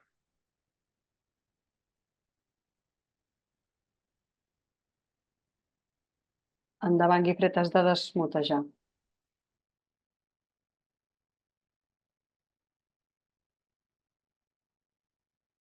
Sentiu? Sí. Sí, perfecte. Bueno, una mica al fil de la intervenció, només fer el comentari que totalment d'acord, però no confonguem també el que són polítiques de conservació de biodiversitat i de natura amb polítiques de serveis ecosistèmics. Hi ha relacions i també hi ha diferències en aquests dos mons. I a efectes de polítiques de conservació de biodiversitat i de natura, també hem de tenir clar que planificar vol dir prioritzar el territori. Hi ha parts del territori que juguen un paper més important i d'altres que no. I el context ha de ser com a mínim a escala catalana, si no crec que no l'encertarem. Més enllà d'aquest comentari perquè venia al fil, jo volia comentar-vos que, primer, tot això que expliqueu, molt bé i molt bona feina i felicitats, Però, només una mica també, i des de la visió també pròpia interna de l'administració, clar, són temes que ja, almenys alguns i no pocs, anem pensant fa temps. Poder hem quedat una mica fora dels circuits que han anat obrint l'observatori i, per tant, ara hi hem intervingut menys. Però, a mi una cosa que, com que fa temps que hi pensem també amb la feina, ho hem anat reflectint, i llavors, a mi de tot el que expliqueu, el que em preocupa més és com plasmar això en la política de presa de decisions, ja sigui a nivell de planificació, a nivell de gestió, i només volia posar un suggeriment, que és que, com que alguns ja fa temps que hi pensem, hi ha un exemple que trobo que és interessant, no tan ben il·lustrat, ni en tants gràfics, ni amb tanta documentació, això ho feu molt millor, però crec que és el Pla de Protecció de l'Alta Garrotxa, el Pla Especial de Protecció Natural de l'Alta Garrotxa, on aquest enfoc ecosistèmic de processos, de posar al centre els processos i no tant espècies i hàbit, tot això està, crec que, molt integrat, absolutament integrat, i crec que pot ser un bon exemple de com intentar passar d'aquesta visió més informativa, diagnòstica, però sempre em un pèl massa teòric encara, a una presa de decisió que és una realitat de gestió o de planificació. Dit això, i en base al que heu explicat, al principi s'ha dit que era molt important intentar deixar de posar el focus tant en hàbitats i espècies i que d'alguna manera ens puguem lliurar d'aquesta mena de tirania que tenim a partir del marc legal sobre hàbitats i espècies, sí o sí, allà on són, etc. I centrar-nos més en el tema de processos i amb aquesta visió més dinàmica de les polítiques de conservació. Però després ens hem estat centrant tota l'estona en hàbitats i processos. Les estructures surten una miqueta d'això, aquesta explicació que heu fet de les estructures, però al final, perquè estan molt relacionades amb alguns processos ecològics, no amb tots, però una miqueta i acaba havent-hi aquell punt de dir, quan hem parlat de restauració, de dir, bueno, busquem àrees potencials per espais oberts i ja restaurem espais oberts. Jo vull posar aquí sobre la taula que no hem de perdre de vista que estem en un territori altament impactat i transformat durant segles, però bueno, podríem tancar-nos al darrer segle, si voleu, per les diverses activitats humanes, principalment els aprofitaments dels recursos naturals, també les infraestructures i tal, però principalment per l'aprofitament dels recursos naturals, que ha tingut una capacitat de pertorbar i malmetre els ecosistemes del país en tot el seu abast territorial. Ara, el que veiem ara és fruit d'això i, per tant, compta amb prioritzar polítiques fins i tot de restauració de processos, etc., però en base al que veiem en el territori ara. Perquè aquest territori no és un ideal de lo que podria haver-hi, diguéssim, a nivell de conservació de biodiversitat i d'ecosistèmica i de natura. Llavors, crec que aquí la clau és posar el focus en els processos. I no només en els processos que transformen i creen estructures, que hi ha una miqueta, a partir de les estructures els hem anat parlant, que és herbivoria, incendis, podríem parlar també de plagues o de llaus o d'altres coses que són molt físicament, transformen molt, sinó que també hi ha altres processos més horitzontals, més invisibles, que estan a tot arreu, en qualsevol estructura, puc parlar de pol·linització, de depredació, etc.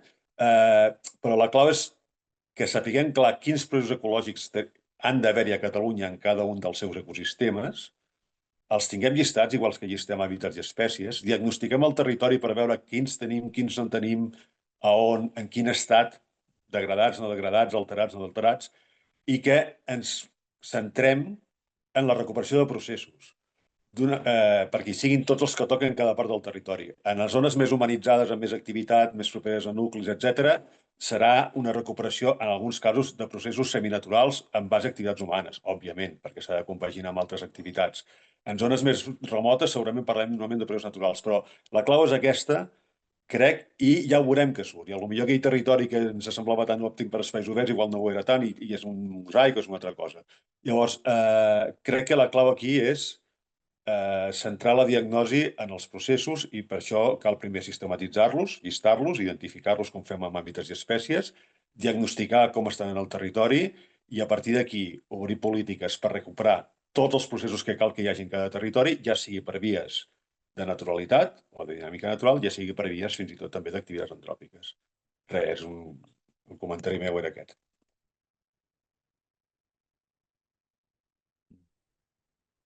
Sí, bueno, no sé, completament d'acord, Guifré. El que passa que és veritat que informació sobre processos costa també tenir-la de tot Catalunya, però és veritat que estem en ello, no? Hi ha coses que s'estan començant a fer. Estan algunes verdes, per això, i d'altres... Però bueno, és clarament un... El Lluís sembla que vol dir alguna cosa, endavant. I després ja donaríem pas a l'Arnau per acabar, no? Perquè si no, crec que amb l'exemple algunes coses es veuran. Perdó, només breument per respondre al Guifré, perquè totalment d'acord també amb el Guifré, i em sembla que està fet expressament, o sigui, la metodologia o l'aproximació que estem seguint justament el que fa és obrir la porta perquè tinguem aproximacions, metodologies, eines per incorporar la part aquesta més de processos, que encara està verda i que encara té un mandat molt feble, a partir del que ja hem de fer ara, que és fer gestió i conservació d'espècies i hàbitats. Això, des de l'administració i com a observatori, és d'on venim. Nosaltres no podem no fer això. El que passa és que estem obrint aquestes eines perquè aquestes dues coses siguin més compatibles i puguem començar a ser una mica més explícits i desenvolupar tots aquests tesaures i aquestes informacions que estàs dient tu. Totalment d'acord amb tu, però jo penso que el que has identificat està fet expressament, diguem-ne, per tenir unes eines una mica més flexibles. Gràcies. Vinga, doncs Arnau, taquem l'exemple i... Vinga.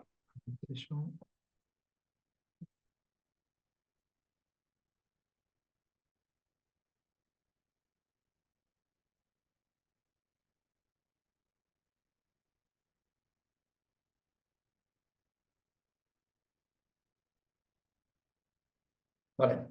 Bueno, serà un exemple molt breu. Serà un bloc breu, però és perquè es vegi una mica de fer una pinzellada sobre com interaccionen les diferents eines que hem anat tractant durant el webinar i després de fer-ho a través de presentar una mica una línia de treball que estem establint entre bombers, WIC, Fauna de la Direcció General i Prevenció d'Incendis de Boscos per promoure actuacions sinèrgiques entre biodiversitat i prevenció d'incendis. Llavors, no faré una classe magistral de quin és el repte, ja el coneixeu tots, però una introducció molt bàsica per saber de què estem parlant. O sigui, per una banda tenim una regressió molt accentuada de biodiversitat d'espais oberts a tota Europa, amb l'excepció d'alguns països de l'est, com veieu aquí a la gràfica de dalt, on surten tots els països d'Europa, les tendències que tenen la regressió, o sigui, les espècies associades a ambients oberts. Aquesta regressió està liderada per dos factors, principalment. Un d'ells és la intensificació agrària, que és el més integral, que fa que les àrees, diguéssim, conreades cada cop siguin més hostils per aquesta biodiversitat d'espais oberts, que fins fa pocs anys eren molt favorables. I l'altre també, bastant important, és l'escassetat de processos naturals en zones naturals, o sigui, en zones protegides, que estiguin intervenint, incidint en la successió de la vegetació. O sigui, aquesta herbivoria, aquest foc, cada cop són menys patents i, per tant, les zones que no estan intervingudes, que no estan conreades, tendeixen a una forestació i a una successió molt dirigida cap a bosc, sense factors que influeixin. I, per altra banda, tenim aquest problema de salut públic, de seguretat i també, en alguns casos, de preservació de biodiversitat, que són aquests grans incendis, aquests incendis de sisena generació, que, evidentment, hem de fer una gestió, per això estan bombers i boscos, una gestió, una planificació del territori que ens permeti una mica assegurar, o sigui, controlar una mica aquest tema dels incendis. Llavors, per abordar tot això, una mica, o sigui, és una mica la idea de fer un grup de treball per abordar aquests temes on han participat la Direcció de Boscos i Ecosistemes Forestals, com deia, de polítiques ambientals, la Direcció de Prevenció i Extinció d'Incendis i Salvaments, amb bombers, i el Centre de Propietat Forestal. Llavors, una mica, l'objectiu d'aquest grup de treball que hem treballat durant aquests últims mesos és avaluar la confluència d'objectius entre prevenció d'incendis i biodiversitat tant en un espectre espacial, és a dir, a on podem trobar les sinergies, o sigui, a on podrem incentivar més aquestes actuacions que afavoreixin les dues perspectives, com també pel que fa a estructures objectiu, és a dir, quines estructures ens permeten realment compatibilitzar o beneficiar tant la prevenció d'incendis, per exemple, disminuint la càrrega de combustible, però també que siguin beneficioses per la biodiversitat d'espais oberts, si no quedar-nos amb la típica actuació que treus el matollar del bosc i allò, si estàs degradant el bosc i a la vegada no estàs generant cap espai obert, sinó fer-ho transitar cap a unes estructures que realment ens interessin per la biodiversitat d'espais oberts, en aquest cas. Llavors, una mica amb la idea, tot això, de definir un marc estratègic a llarg termini que ens serveixi per planificar això, a llarg termini, una sèrie d'actuacions que ens serveixin per mantenir estructures favorables per biodiversitat d'espais oberts a escala catalana, o sigui, allà on hi ha risc d'incendi, això sí. I llavors també, al final d'aquest grup de treball, es va parlar, o sigui, va haver-hi una sèrie de motivació entre els diferents actors, i llavors es va parlar, més enllà d'aquesta marca estratègica a llarg termini, que sembla com la típica teoria que mai arriba, doncs ja estem impulsant una sèrie d'actuacions pilot a molt curt termini per realment posar en pràctica aquests acords, o sigui, aquestes conclusions que vam arribar a nivell de grup i que siguin paradigmàtiques per després abordar aquesta estratègia més a llarg termini. Llavors, seré molt breu, però com interaccionen totes les eines que m'ha anat explicant per assolir aquesta sinergia, o sigui, per determinar on seria més interessant fer actuacions d'obertura d'espais per afavorir biodiversitat d'espais oberts. Per una banda, com dèiem, tenim l'ON. L'ON l'abordem a través de la cartografia de valor de biodiversitat amb les dues versions, amb la versió de conservació, que és la que s'ha explicat més extensament, i amb la versió de restauració, que he fet un input al final de la meva presentació. Llavors, combinant-les, obtenim, això ho veieu en l'esquema, estem a la part esquerra, obtenim la zonificació de biodiversitat d'ambients oberts, o sigui, les zones d'àrees prioritàries per actuar d'ambients oberts. Aquí també afegim, que no ho he posat, les zones prioritàries d'ambients forestals, de manera que aquelles que tenen més interès per la conservació del bosc queden excloses del que serien les prioritàries per obrir ambients. Tenim diferents objectius múltiples, llavors volem encaminar-ho bé. Evidentment, hi ha zones que tenen molta més vocació i molt més interès per biodiversitat forestal, pel que sigui. I això ho combinem, per això ells també han fet un exercici de planificació sistemàtica al final, a través de bombers, i ells tenen tota una sèrie de cartografia a escala catalana que ens indica, o sigui que els indica quines són les àrees d'actuació prioritària de cara a l'extinció i prevenció d'incendis. Llavors, això és molt fàcil, perquè els dos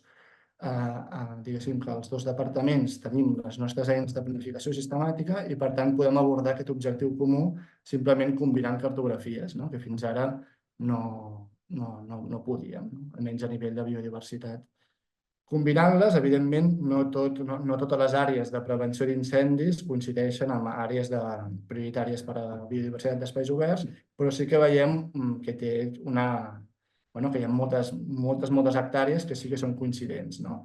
Llavors, això ens anima a prioritzar, o almenys en aquestes àrees que són coincidents, a prioritzar l'obertura d'ambients per a biodiversitat d'espais oberts de manera sinèrgica amb bombers. Llavors, aquí entrem en el com i el què, que és l'altra part de l'esquema. Llavors, com interaccionen aquí l'índex de rellevància i les associacions entre elements de biodiversitat que hem parlat. Per una banda, tenim l'índex de rellevància que ens identifica quins són els elements clau per cada zona de Catalunya. Llavors, agafem els elements clau propis d'ambients oberts i mirem quina estructura, a través de l'associació entre elements de biodiversitat, és a dir, tenim tot el llistat d'espècies associades a diferents estructures, en aquest cas, sabem que són d'espais oberts, i després quina estructura d'espai obert està associada, per exemple, al mosaic de Matollà Prats, doncs mirem quines estructures són prioritàries a través dels elements clau d'aquell espai. O sigui, si, per exemple, l'element clau és el còlit negre i el talau trencamates, doncs sabrem que necessiten matollars nans i mosaic de matollars i prats. Doncs aquesta serà l'estructura, això és simplificant molt, l'estructura prioritària abordant aquell espai i, per tant, seria la nostra estructura objectiu de biodiversitat. Sempre n'hi haurà diverses. Si es pondera numèricament, hi haurà una més prioritària, la segona més prioritària, llavors tindrem una mica de marge, però al final el que estem establint són unes estructures objectiu de biodiversitat. I ells, per altra banda, ja tenen planificat, o sigui, tenen apuntades oficialment quines estructures objectiu els serveix per disminuir prou la càrrega de combustible per afrontar aquesta prevenció d'incendis. Llavors, és veritat que fins ara, o sigui, això curiosament, el que feien és, normalment el que es recreava, o sigui, quan actuaven, són les estructures objectiu que actuaven, o sigui, que disminuïen menys la càrrega de combustible. No sé si s'entén això. O sigui, disminuint el combustible normalment fins al punt que era òptim per la prevenció d'incendis, però no més enllà, perquè de fet ells pensaven, no? O sigui, això de manera molt simple, o sigui, però tenien reunions amb ells i fent sortides de camp, que per biodiversitat el que ens interessava és que traiessin el mínim combustible possible, no? Per aquest condicionant que hem anat fent històricament. Llavors aquí una mica el canvi de dir, no, és que a les zones prioritàries de biodiversitat d'espais oberts el que ens interessa és que treguis més combustible del que s'està traient fins ara, perquè llavors realment ens servirà per a aquestes espècies, no? I que el que estàs fent fins ara no serveix ni per forestals ni per a aquestes espècies. Al final convergim, és veritat que algunes estructures no acaben de convergir, però moltes altres sí, i convergim amb estructures objectiu que beneficien, o sigui, són útils pels dos objectius, prevenció d'incendis i biodiversitat d'espais oberts. De manera que tenim l'estructura objectiu, o sigui, a on fer-ho i què fem. Llavors, això és una mica l'esquema que hem anat treballant amb l'acord de govern i ara estem, el següent pas, és un cop tenim la cartografia i quines estructures són prioritàries en cada espai i convergeixen els dos objectius, doncs estem parlant amb els gestors dels espais on ens interessa actuar, aquí per exemple a Llevaria, que és la setmana que ve tenim una sortida de camp amb bombers i els gestors per acabar-ho de parlar, però hem fet algunes reunions, llavors els gestors miren aquesta cartografia on convergeix i ens ajuden, per exemple en temes de propietat. Aquí seria possible perquè el propietari ja li interessa, té un ramat i ja li interessa que obrir espai i a sobre li anirà bé. Aquí és públic i per tant també. Aquí en l'altre lloc no, perquè hi ha molt l'excursionisme i això no ho veuríem bé. O sigui, temes així a més de gestors locals, llavors combinem diguéssim, la planificació sistemàtica de bombers, de biodiversitat i del coneixement dels gestors locals i restriccions i acabem identificant quines quadrícules o en quines àrees en concret es poden fer actuacions d'aquest tipus d'obertura d'espai. I per Llevaria és aquesta quadrícula que us he posat aquí i esperem que aviat puguem fer aquí un exercici de restauració d'espais oberts amb aquesta sinergia. I ja estaria. Molt bé, doncs gràcies Arnau i deixem petit espai també per preguntes i si no ja anirem acabant perquè ja seria l'hora. Dono la paraula a en Ferran González, que té la mà aixecada. Perfecte. Hola, em sentiu? Sí. Va, és que amb això del Zoom com que ho han canviat, no acabo de veure aviam com activar i desactivar el so. Precisament en relació a alguna de les coses que s'ha comentat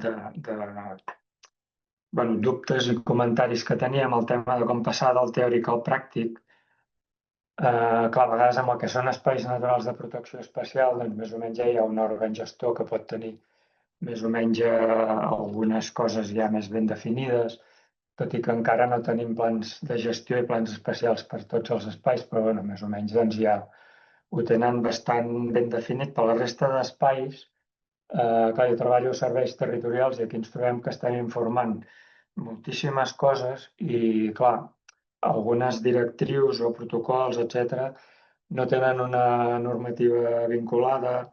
Per exemple, en xarxa Natura hi ha unes directrius que són molt genèriques, també algunes coses a voluntat també de, si és en casos de propietaris, a voluntat del propietari. I, per exemple, justament amb tot el que s'ha estat comentant entre espais oberts i boscos madurs, clar, primer volia comentar que aconseguir espais oberts és relativament fàcil, tallant i això. En canvi, boscos madurs és molt més difícil. Ja no parlem de dècades, sinó que quasi estem parlant ja de 100 o més anys, no? Després també amb això ens trobem que en plans forestals mateixos s'està barrejant rompudes que t'impliquen ja un moviment del sòl i un canvi molt fort del territori amb aconseguir espais oberts. També en relació una mica allò que es deia també, clar, jo no ho relaciono tant amb restauració, sinó directament amb evitar que es malmeti una sèrie d'hàbitats que considero prou importants. Per exemple, després també amb el tema de boscos madurs, hi ha uns inventaris que es van fer fa anys, que inclús ja estan publicitats, alguns des del CREAF mateix, que són l'inventari de boscos singulars, ja estem parlant dels anys 90, la xarxa de boscos de dinàmica natural, estem parlant de mitjans de 2014, 2015, etc., però que no estan aprovats, ni hi ha normativa vinculada i fins i tot nosaltres informant per plans tècnics forestal doncs ens estan apretant de que com és que utilitzem això per informar quan a vegades doncs, volem fer algun desfavorable de que es malmeti aquests espais. Simplement a vegades doncs, dius bueno, que s'aprofitin forestalment preservant. Això va lligat també una mica amb el tema de maduresa, no? Que es parla doncs, d'aconseguir una mica d'afavorir la maduresa doncs, d'alguns boscos, quan ja tenim aquests catàlegs, però és difícil com fer-los servir perquè no estan aprovats, no tenen normativa relacionada. I després amb el de la maduresa, ara ja últimament s'està parlant doncs, de fins i tot, en lloc de deixar-los evolució natural, s'està parlant d'intervenir per afavorir maduresa. Clar, amb això també, del teòric al pràctic, en relació de que en casos concrets on intervens molt directament i tu estàs controlant de quina manera s'actua per afavorir la maduresa, no és el que passa sempre. El que passa sempre és que li donen el xerrac a una persona que fa una mica ja ni tan sols sense control, moltes vegades de l'enginyer forestal que ha fet el pla. Amb la qual cosa doncs, també estem repercutint a veure què passarà amb aquest bosc que si ja n'hi havia poquíssims, per això es parlava de boscos singulars, doncs serà difícil d'aconseguir aquesta maduresa. I després una tonteria és que es parla d'hàbitats corina, que serien el més lògic. El que passa és que algunes de les capes que tenim amb l'hipermapa, que és obert al públic o que sovint fan servir amb les consultores que fan els plans tècnics, etc., doncs és que són en base als hàbitats de la Universitat de Barcelona, que sí que els primers dígits són els mateixos que el Corine, però en lloc d'haver-hi el punt i els dígits de l'hàbitat Corine hi ha unes lletres, no? 42.AB, 42CC, i aleshores per poder relacionar entre el que és Corine i això, doncs, et mires una mica els diferents documents que ja hi ha de la universitat mateixa, que per això estaria bé tenir-ho una mica també coordinat amb la informació que es pot oferir formalment de que sigui realment l'hàbitat Corine. Només volia dir això. Mira, jo començo pel final. En breu ja publicarem tota la versió 3, que aquest problema queda resolt, Ferran.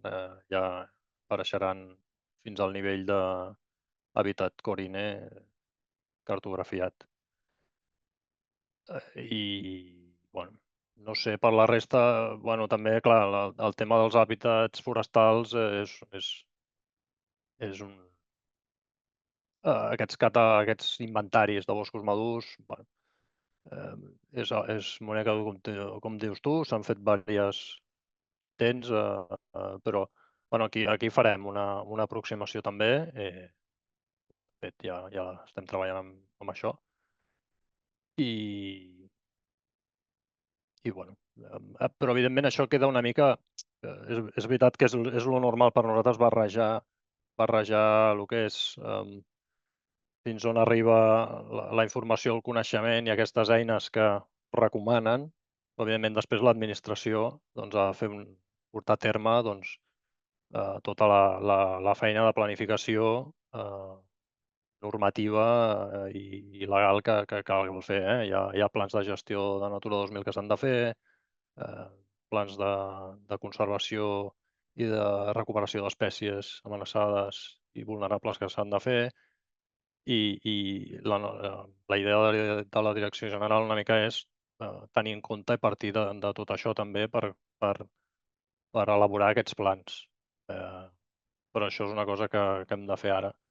Perdona, aquests plans es van ja començar a elaborar als anys 90. Sí, Plans de però bueno, ja saps... recuperació i de gestió d'espècies, plans espacials i de gestió d'espais naturals, clar, que s'havien passat 30 anys. Ja saps la trista història una mica de l'administració ambiental de la Generalitat, canvis de departaments, etc. Ara, bueno, què passa que bueno, al llarg del temps també han canviat algunes coses, estem millor que abans. Bueno, confiem també que arribi l'agència, malgrat tot plegat. No sé, tenim el Fons del Patrimoni Natural que ens ha dotat de més múscul, vull dir, no tot és... Han passat 30 anys i algunes coses han millorat molt, però falta... A nivell d'informació crec que estem en un punt que ens ha permès fer aquest tipus de coses, perquè si no seria impossible, però evidentment falta camí i amb això estem. No sé si algú vol dir alguna altra cosa i ja seria hora d'anar acabant, que teníem fins a les 12, crec. En tot cas, com deia abans en Lluís, això no és el final, sinó que aquestes eines estan en elaboració. Per aquí al xat he deixat el correu de la bústia de la secció, per si voleu enviar més dubtes. I no sé, jo crec que ho podríem deixar aquí. Lluís, alguna cosa més a afegir? No, moltes gràcies per tots els comentaris i pel feedback. Jo penso que això és un començament, a diferent. Seguirem ara primer amb un primer nivell, treballant de manera molt propera amb tots els grups, especialment que han estat involucrats amb els processos del reporting, per validar, anar treballant i treballar conjuntament aquestes eines, i quan tinguem temes preparats els anirem penjant i anirem avançant per connectar-les de manera més explícita amb els processos de decisió, de planificació, que només ho he comentat també amb algunes de les respostes, ja no depenen de nosaltres, depenen de tota la societat actuar i d'altres estructures, diguem-ne, de la Generalitat que no són l'Observatori ni la Red d'Informació. En tot cas, farem tot el possible per apretar des de la part que sí que nosaltres podem ajudar a empènyer. Per tant, moltíssimes gràcies a tots i a totes i molt bon dia.